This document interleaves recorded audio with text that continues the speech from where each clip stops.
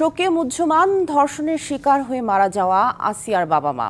শূন্য আঙিনায় তাদের চোখ যেন খুঁজে ফিরছে এখনো ফুটফুটে আসিয়াকেই।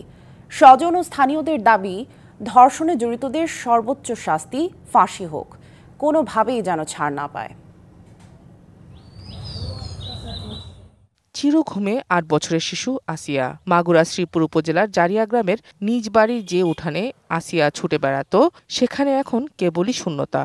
থামছে না মায়ের কান্না, শোকে পাথর বাবা। ৩ বোন আর ভাইয়ের মধ্যে আসিয়া ছিল তৃতীয় সন্তান। সোনাকুণ্ডী সরকারি প্রাথমিক বিদ্যালয়ের ৩য় শ্রেণীর শিক্ষার্থী ছিল সে।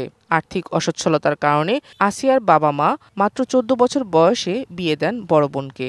একনল হ্যান্ড ওয়াশ ১০০% প্যারাবেন ফ্রি, তাই নিরাপদ হাতের জন্য আস্থা রাখুন একনলে।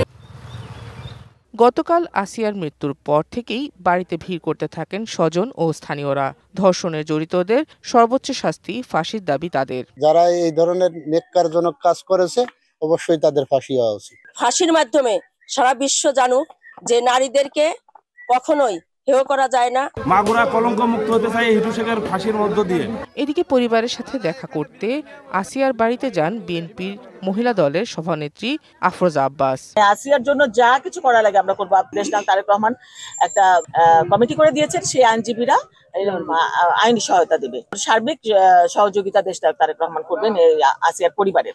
আমরা কোনো এনার্কি, কোনো নাশকতামূলক কাজে কখনোই বাংলাদেশ জাতীয়তাবাদী দল বিশ্বাস করে না। যদি আমরা দেখি বিচার কার্য ডিলে হচ্ছে বা অন্য কোনো কিছু হচ্ছে, ডেফিনেটলি আমরা আমাদের কর্মসূচি দেব। মাগুরার শহরতলির নিজ নান্দুয়ালি গ্রামে বোনের বাড়িতে বেড়াতে গিয়ে ৬ মার্চ ধর্ষণের শিকার হয় আসিয়া। প্রথমে মাগুরা সদর হাসপাতালে ভর্তি করা হলেও পরে অবস্থার অবনতি হলে ৬ মার্চ তাকে নেওয়া হয় ঢাকা মেডিকেলে।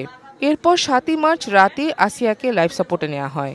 ১৩ই মার্চ সম্মিলিত সামরিক হাসপাতালে সব চেষ্টা ব্যর্থ করে গোটা জাতিকে স্তম্ভিত করে মৃত্যু হয় শিশু আসিয়ার।